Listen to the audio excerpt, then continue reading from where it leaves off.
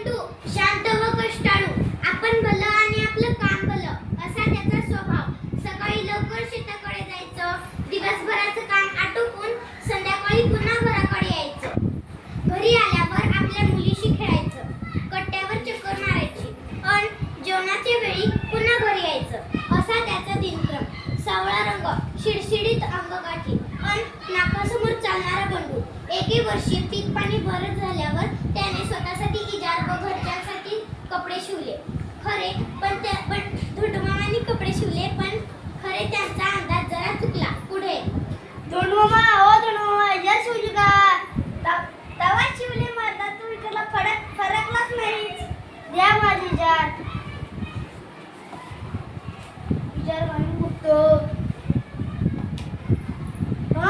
एवढी मोठी इजार, आता बायकोकडे जावं लागेल.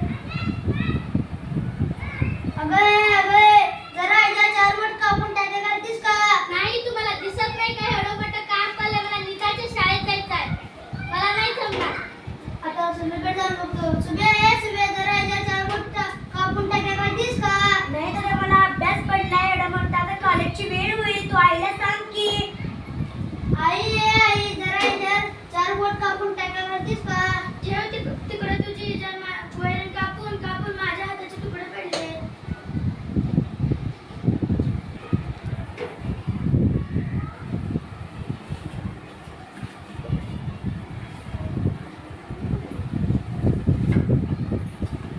सकाळी शिवून द्यायला पाहिजे होती, ही टाकली टाक्यात.